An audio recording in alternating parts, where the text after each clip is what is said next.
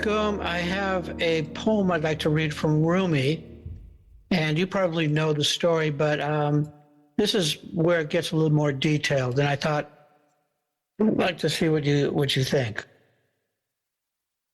Moses heard a shepherd on the road praying, "God, where are you? Want to help you. Fix your shoes and comb your hair. I want to wash your clothes and pick the lice off. I want to bring you milk, kiss your little hands and feet when it's time for you to go to bed. I want to sweep your room and keep it neat. God, my sheep and goats are yours. All I can say, remembering you, is I. Moses couldn't stand it any longer. Who are you talking to? The one who made us and made the earth and made the sky? Don't talk about shoes and socks with God. Now what's this with your little hands and feet? Such blasphemous familiarity sounds like you're chatting with your uncles. Only something that grows needs milk. Only someone with feet needs shoes, not God. I mean, even if you meant God's human representatives, as when God said, I was sick and you did not visit me, even with this tone, it would be foolish and irreverent. Use appropriate terms. Fatima is a fine name for a woman, but if you call a man Fatima, it's an insult. Body and birth language are right for us on this side of the river, but not for addressing the origin, not for Allah. When the shepherd repented, tore his clothes and sighed and wandered out into the desert. A sudden revelation came to Moses then. God's voice. You've separated me from one of my own. Did you come as a prophet to unite or to sever? I have given each being a separate and unique way of seeing and knowing and saying that knowledge.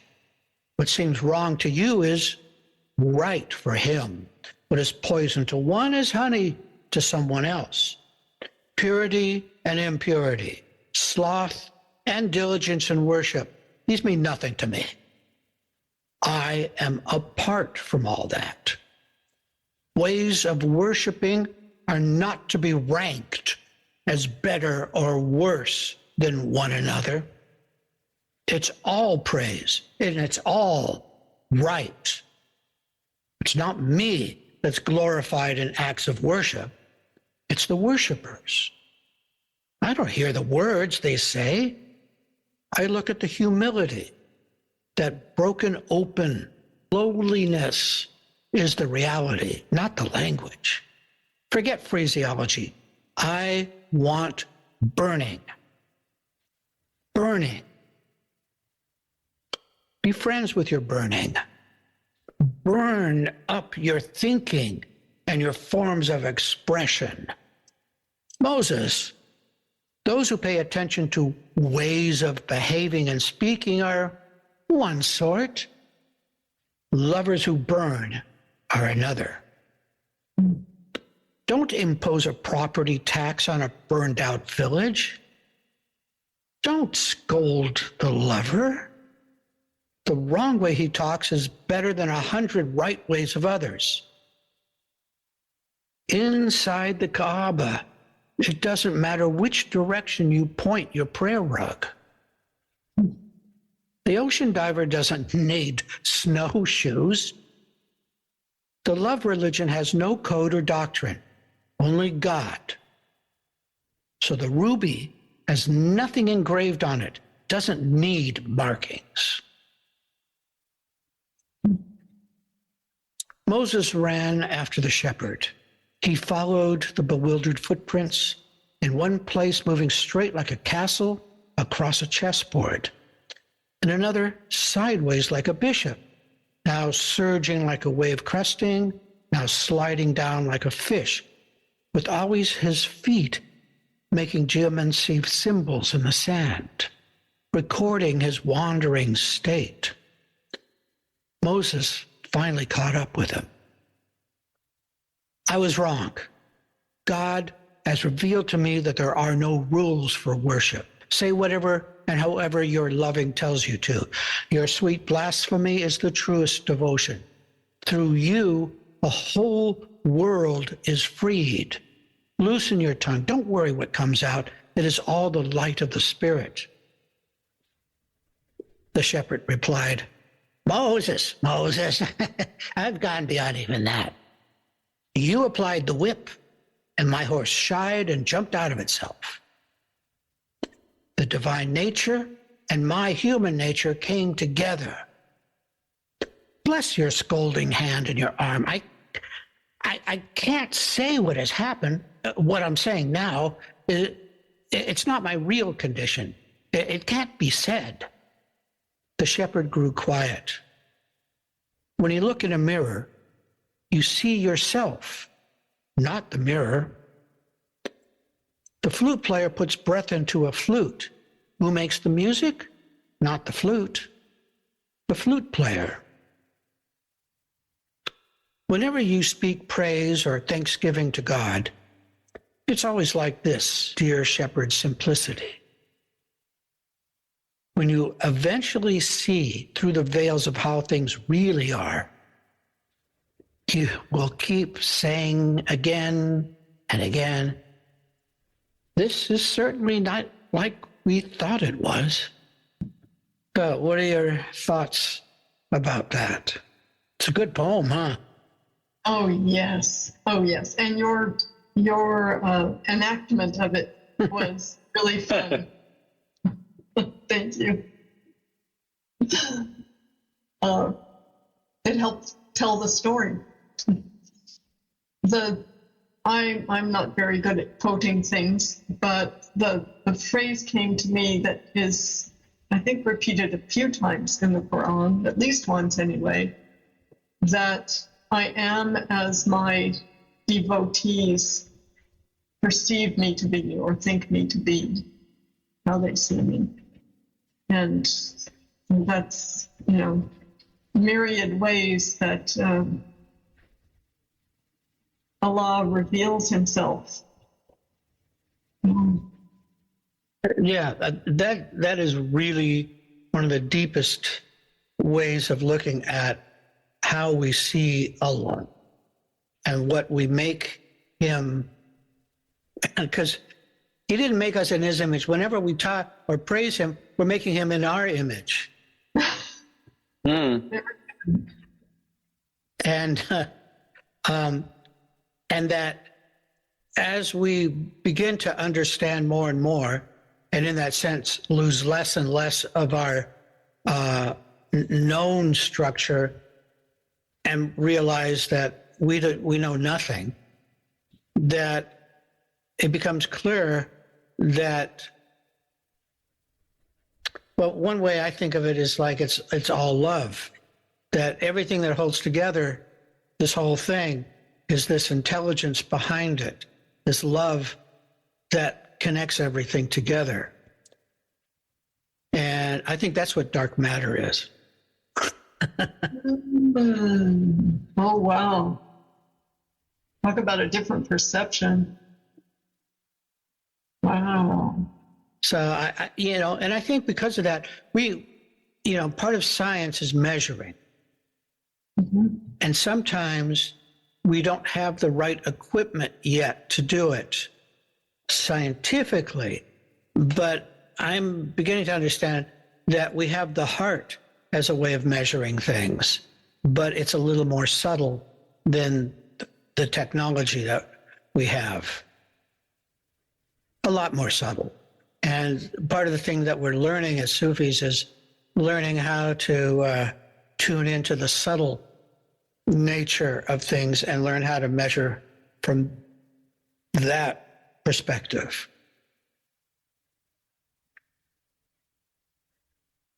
The word that comes to me is refined. That the heart is more refined than our current scientific instruments. Refined is a nice way to say it. Thank you. Yeah. Wasn't me. Learning how to continue tuning in the heart better to me as a daily practice. It's something we can always get better at. It's so interesting too, because part of being able to hear the heart is entwined with surrender. Because you can't hear the heart if you aren't surrendered. If you're fighting it, you're fighting it. Have you ever been on a boat in a storm? Oh, yes. You hold your knees too tight or your legs too tight, and the boat's going back and forth. And if you're not allowing it to rock you, something's got to give. Holding ourselves over the side is what happens if you don't do. That was the first thing that happened to me I was on a 50-foot boat going from Maui to Los Angeles. Oh. And we headed off, and it was okay. But then we hit a storm right away, and you could tell it was a storm because you look out the porthole and the moon was going up and then down, up and down. We're in a storm, and I was fighting it. I had forgotten how to be on a boat, and I was sick for a couple of days until a friend of mine said, who was on the ship, was saying, let your knees work. Don't fight it. And as soon as I did that, it was kind of like, oh, everything's okay. I just, it's a different element. It sure is. Yeah. I spent a lot of years living and working on the sea. Oh, really? Yeah. It was a ship, right? No. Anything small craft, which is anything under 100 feet. Right. Well, that's a boat. Yeah. So I worked on dive charter boats, and my ex-husband was a captain. And but we also lived on a small trimaran. Nice. And I've got an anchor tattooed on my back to prove it. So the trimaran had a lower deck? No, it was just you live in the center hull, and the other two are outriggers. Right. Yeah. Right. You had a motor on it? Yeah, small little outboard. Mm-hmm. We were purists for a while. We had a sculling oar. Yeah, that phase didn't last very long. Yeah. But here we are, think of it sometimes being at sea, it goes up and it goes down. If you're going up, it means you're going down. If you're going down, it means you're going to go up.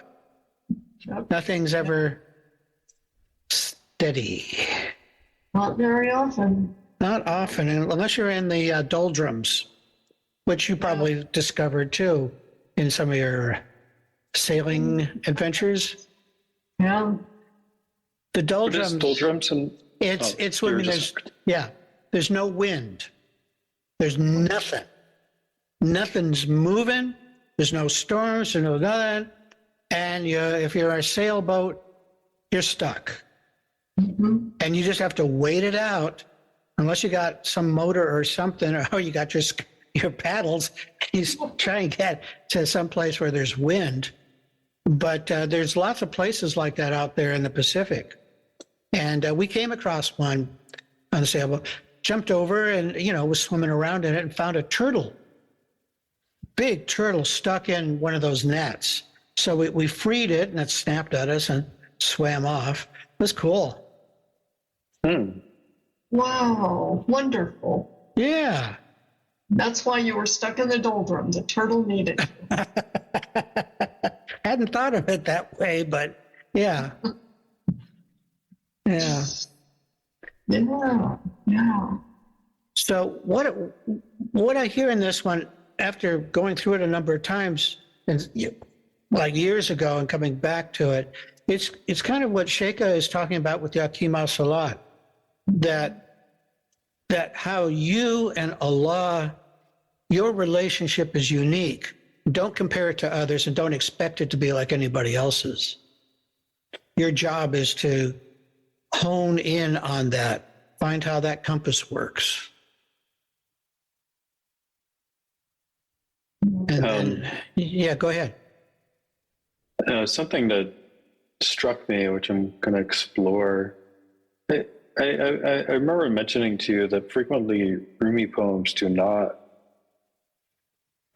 really do anything for me. Like I like Hafez and some of the other poets out there, but for whatever reason, but this one did. And this one I could hear the sincerity and the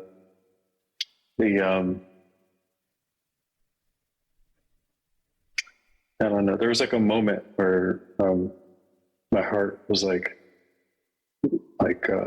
yeah, I want that.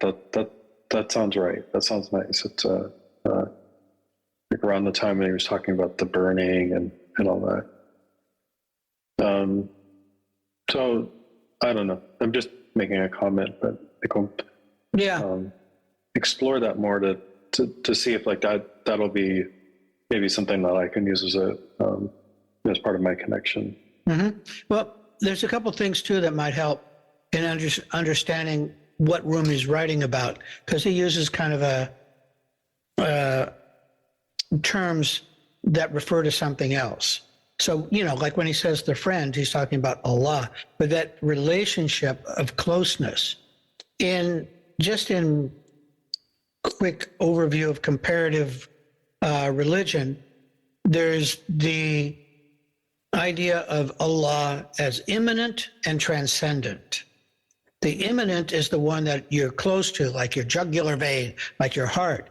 The transcendent is the one who's distant and oversees everything and kind of like sitting behind some kind of desk somewhere, overseeing the whole business. And one of the things about Rumi is that he talks about it in that way, that closeness became very important to him. So when he's talking about in his poetry, when he mentions wine, in the tavern, first of all, is the Durga. And it means where all the Sufis come. And when he talks about wine, he's talking about zikr, that you get drunk on the wine, being with the friend, and also the wine pourer as the sheikh, I would imagine. So that once you understand that he's using these, also in the rose, of course. The rose is Muhammad, peace and blessings be upon him. That this language that he's talking about, when you plug that in, it turns into something else and becomes really, really beautiful. But I understand about Hafez. Rumi is fairly subtle and long-winded, especially when he starts writing his stories. And he'll just go on, and then he'll go into some sidetrack and tell a long story, and then come back to what he was trying to talk about, which was maybe a quotation from the Quran, and he was like expositing about him. So it's always you can pretty much get on one of those chapters that he's going on, and you don't know where you're going to end up. It just takes off in all kinds of interesting directions, and just kind of like it's kind of a free-flowing, lateral thinking kind of connecting. That, and at least that's what I found in most of the Masnavi. What you see in the collections is people taking little jewels from it and going, "Oh, this looks good. This fits good." With Hafez, he's pretty much slap in the face. Hey, wake up. Let's get it together. Come on. Yeah. Okay, you're a loser. Big deal. Let's get to work, huh? Down to earth. Yeah, very, very much so. No fooling around. No. Not subtle, but having fun. And a sense of what appeals to me with Hafez is there's a sense of absurdity to it. I like that. Nobody cares really what you're feeling or what you're doing. What matters is your connection with Allah.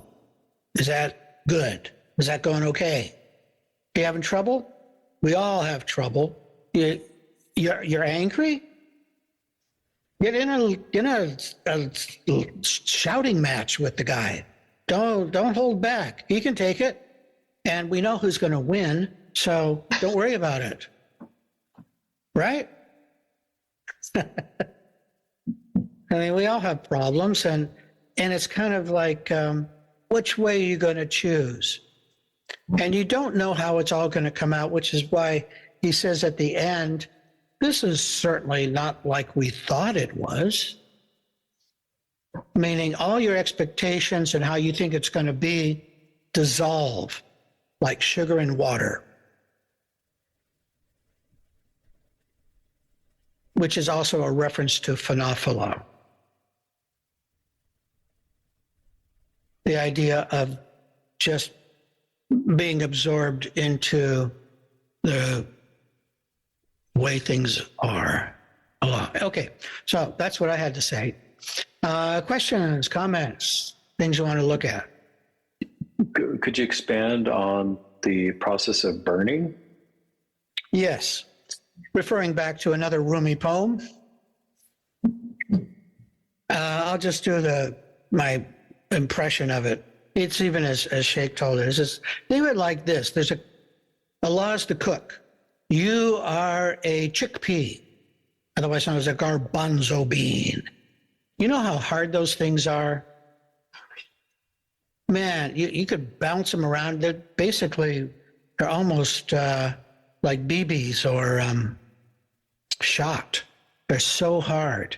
So Allah's the cook, and he puts all of these garbanzo beans, each of these people, into the big boiling pot and stirs it up, gets the heat going, it's bubbling away, and then gets the ladle out and tastes one. After a couple hours, it goes, still too hard, needs to soften a little bit more.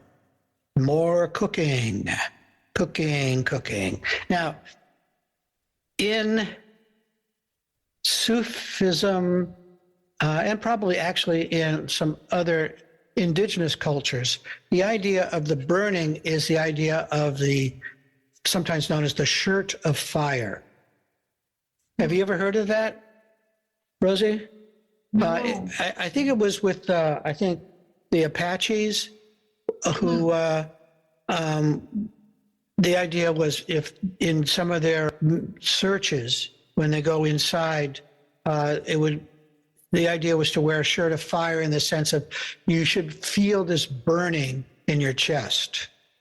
And that at a certain point in Sufism, this actually happens, that you feel like this burning you're wearing it. It's kind of like you can't even wear a shirt over it.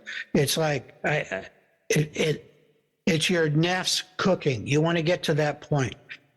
And which is so very similar to the elements and steps that happen in alchemy.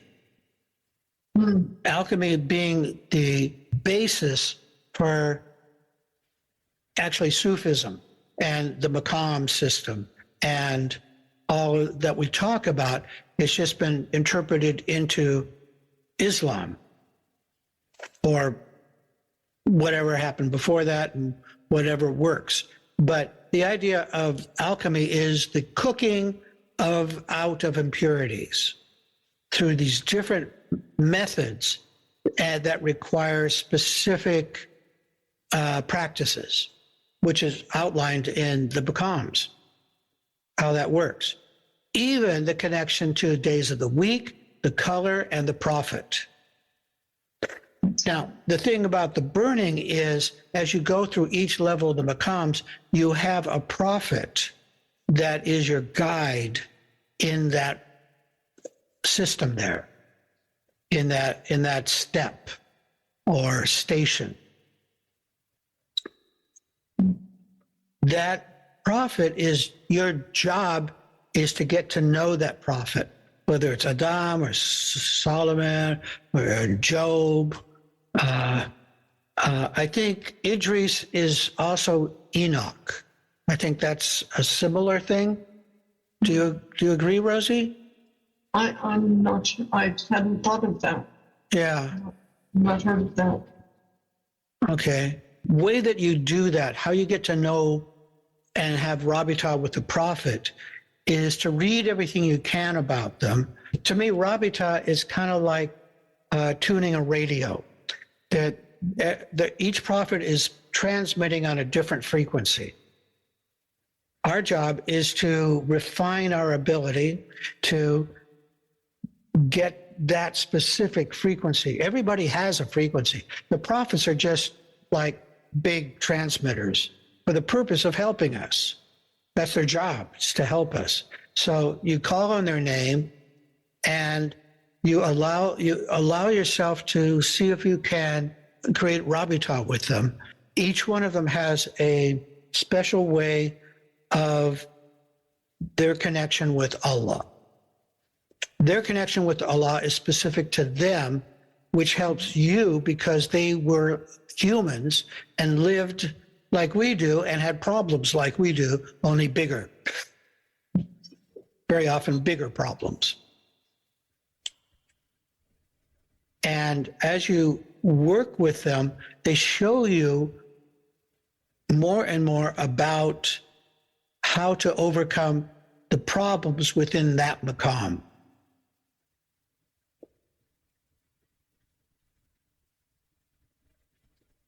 Of course, you can pick any of the prophets that you want to get to know them, but it's just easier if it's within the maqam that you're working in.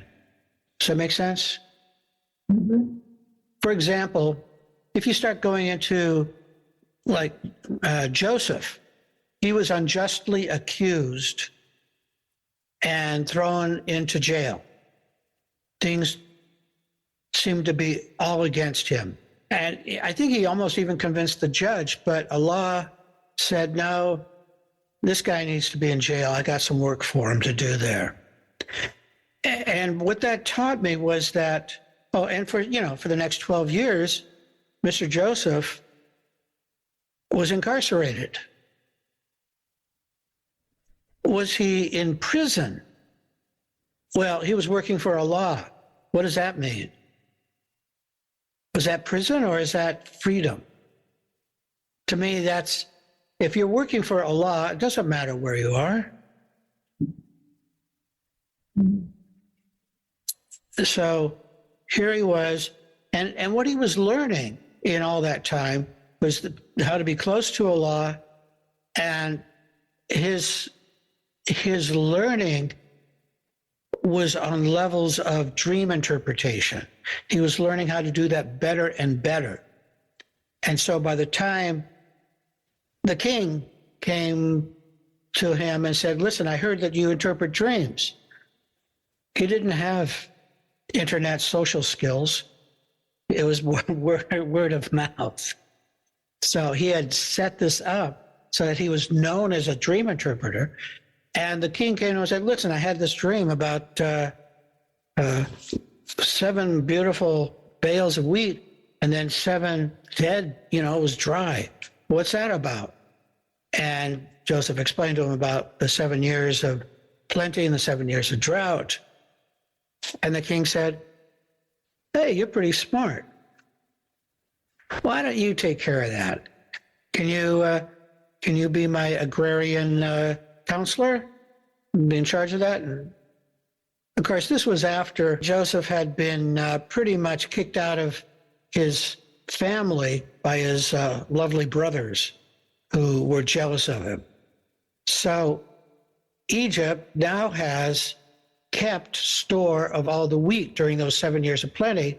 And so they come from, hometown in the outback to get some wheat. And here come his brothers, and here he is.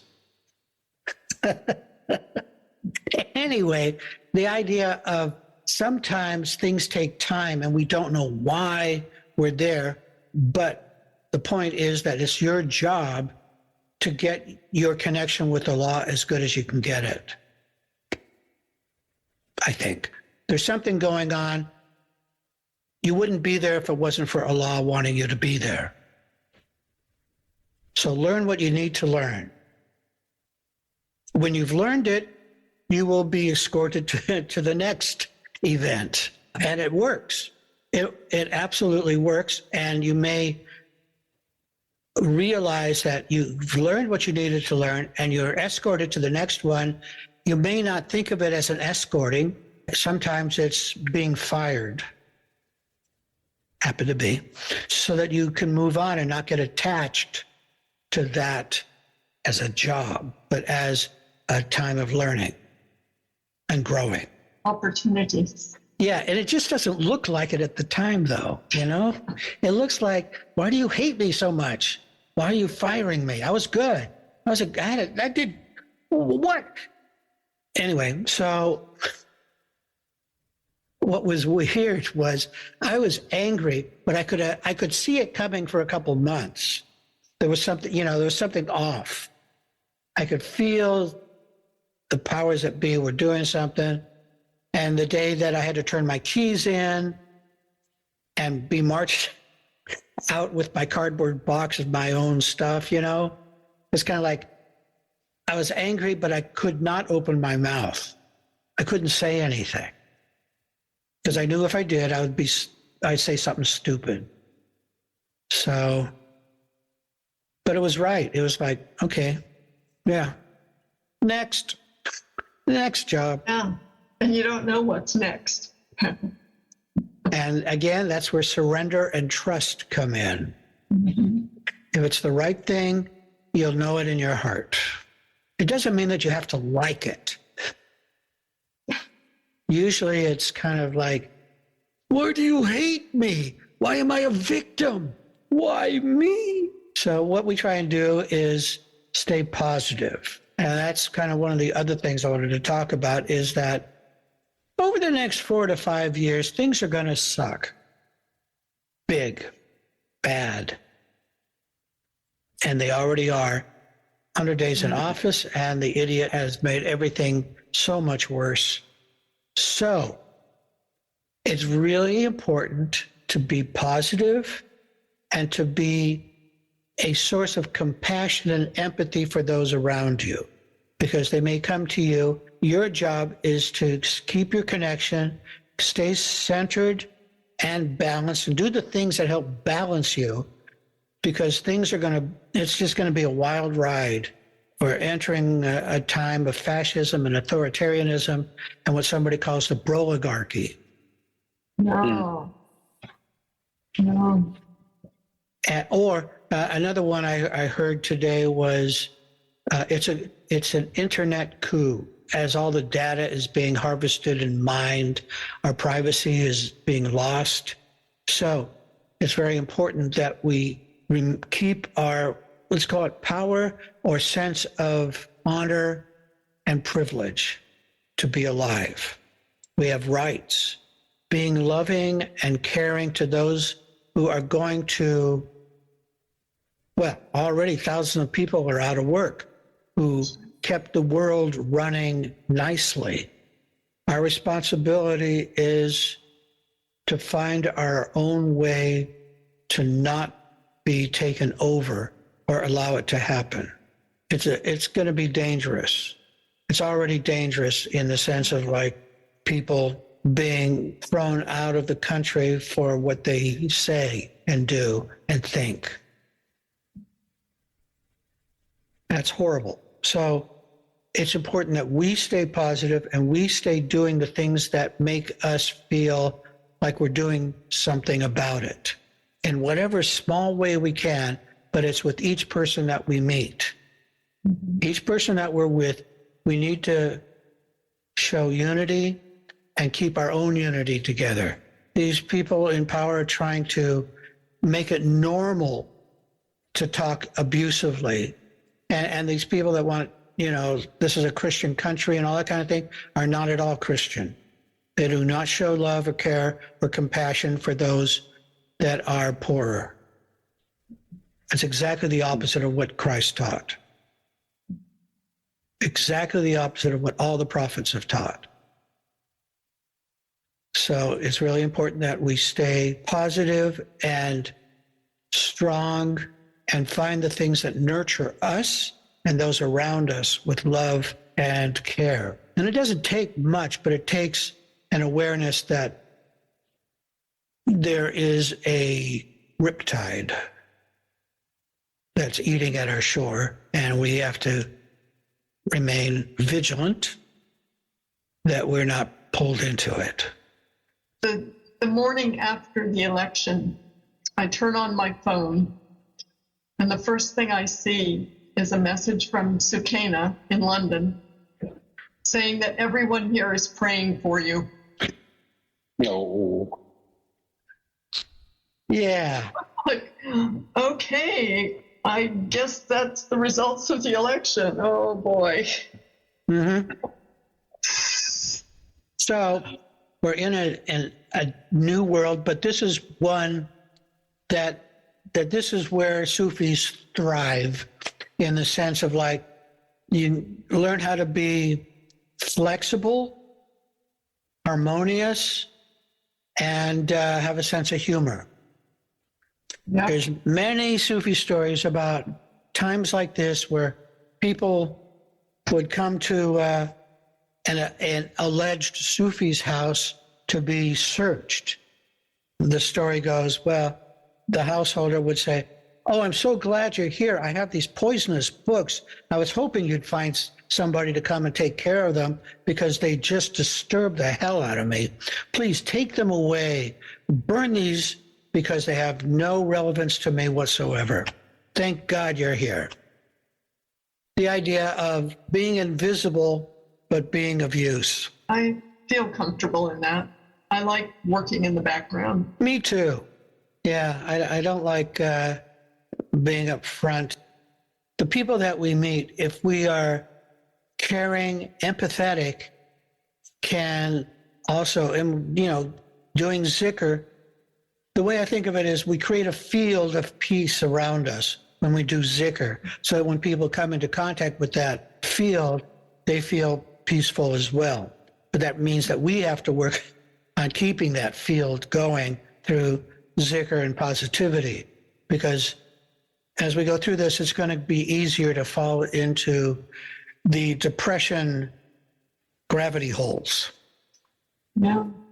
Try not to stick out too far, but be someone of hope and support and love, because that's what we need now for the next 4 years. And I just saw a TED talk, and this woman was talking about she had been vilified by some of those in power, and what she had done was gather a whole lot of people came behind her to support her in legal troubles. So she was saying, you need to be aware that they're trying to say things like, well, he's going to go for a third term.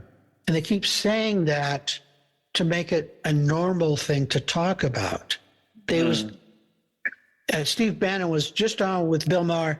He was reading Steve Bannon the Constitution, and Bannon was saying, no, he's going to go for his third term in 28. He says, what are you talking about? That's illegal. But what this woman was saying in response to that, they're trying to do this over and over again so that it becomes normalized to talk about.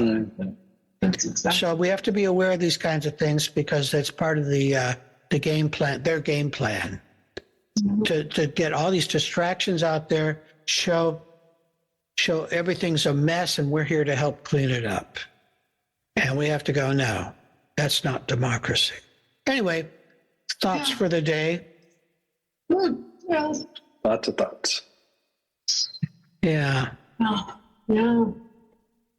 Anything else, Rosie, that you wanted to talk about? Well, somewhere along the line in the story, there was something about choices. Mm-hmm. And that popped up for me a few days ago. I had a really wonderful experience.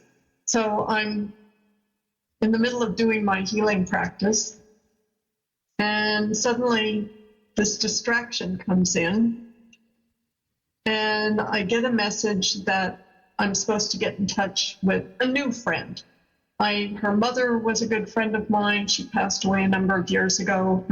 Her daughter is a good friend of mine, but the generation in between were just barely acquainted, that she needed some support, and I needed to check in on her. So I texted her a couple hours later, and she said, "Oh, I would love to see you.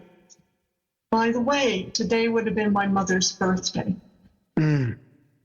I said, "Well, I think that's who sent the message." It's not the first time her mother has sent messages. So we get together, and I knew that the reason I was supposed to check in on her was because the last time we had met, we talked about a lot of earthly things. She's also a cancer patient, and she's had a very rough time. And she's doing okay now. But anyway, we had talked about a lot of things, but we didn't really talk about the spiritual end of things. And it's like, no, that's what you need to check in with her. Where is she residing in things? And so one of the things that came up, and as she was talking, I thought, okay, when she's done, I'm going to bring her back to that. And she said that throughout the day, she knows she is making choices all day long.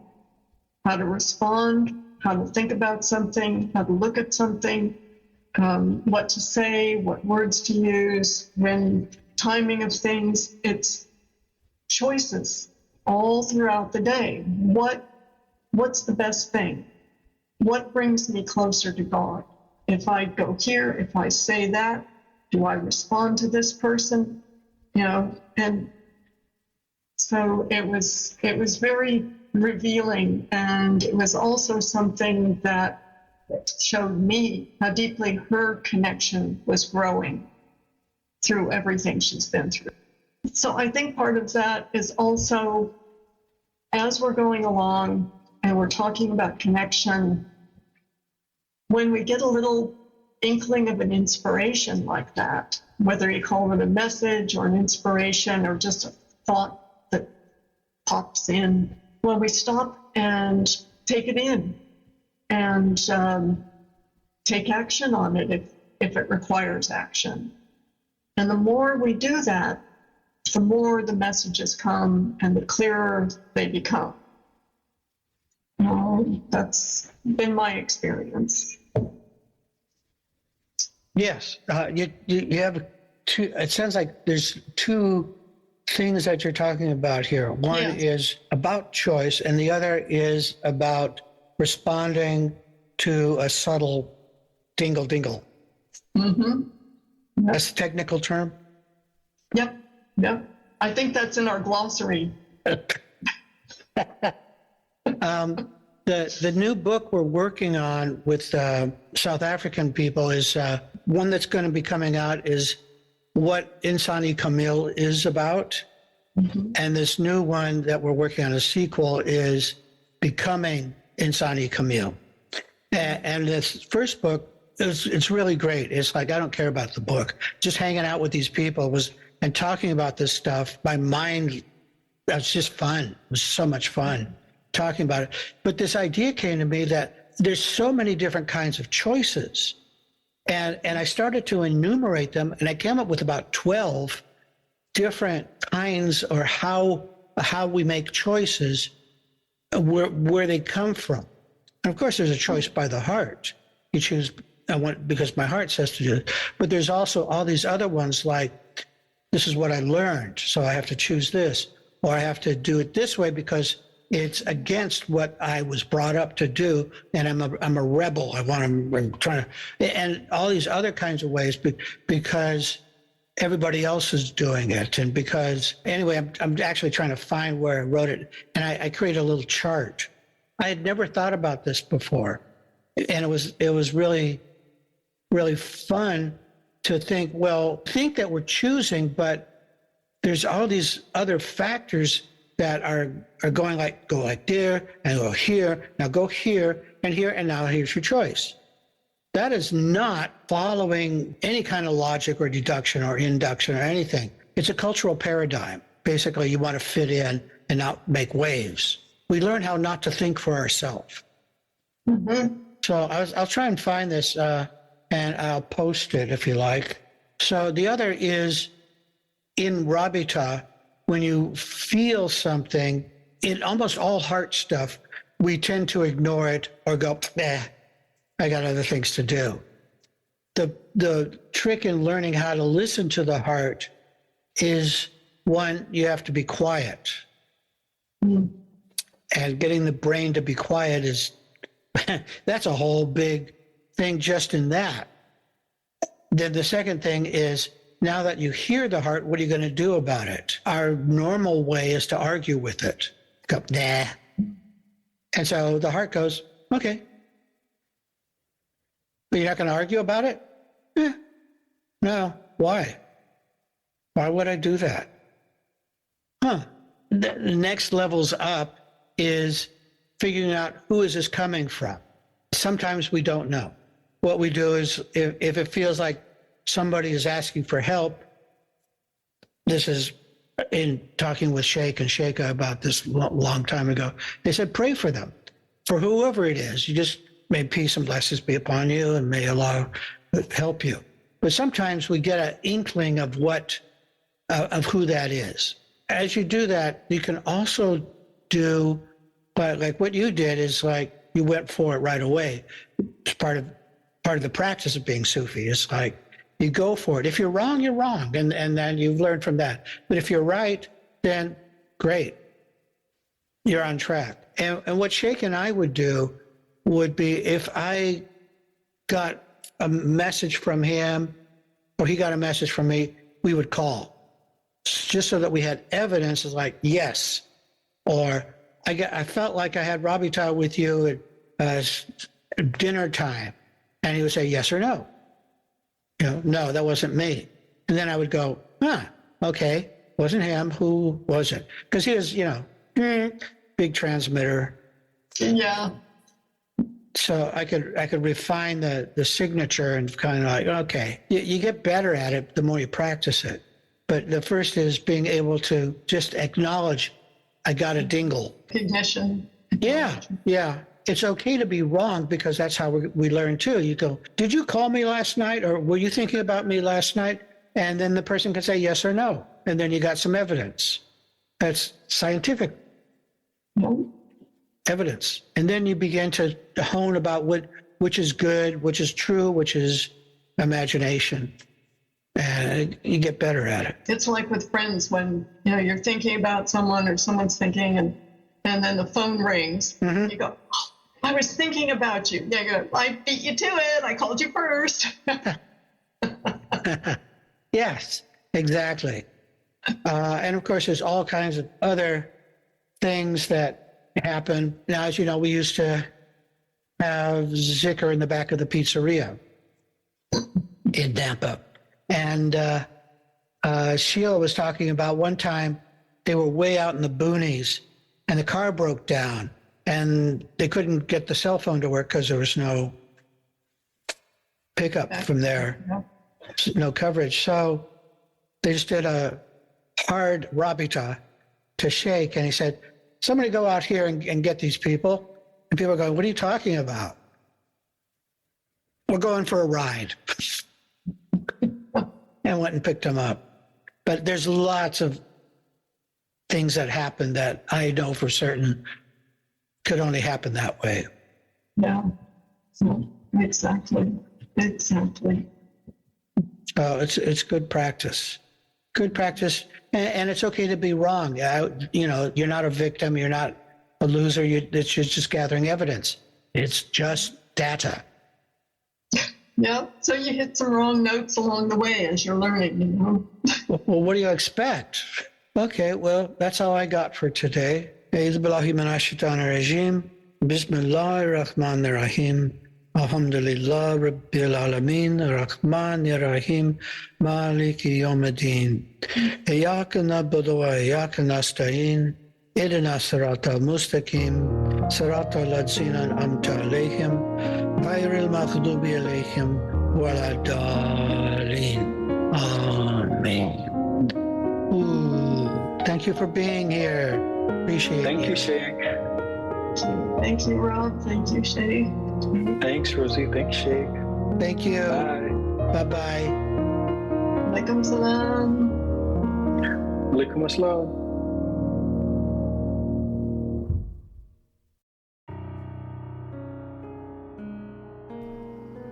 Assalamu alaikum, Marids, seekers, curious, and interested listeners.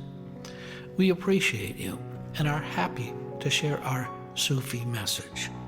Your donation will help support our Sufi Center in Sydney, where we do zikr, sohbet, spiritual counseling, and healing services. We believe the message should be free, but it costs equipment, rental, services, software, and hardware to get this to you. So thank you for choosing our podcast among all the millions available. If you go to our website, AnsariSufiOrder.org, you will be able to donate through PayPal whatever you think this information is worth to you. Blessings and love, the Australian Ansari Sufi Order.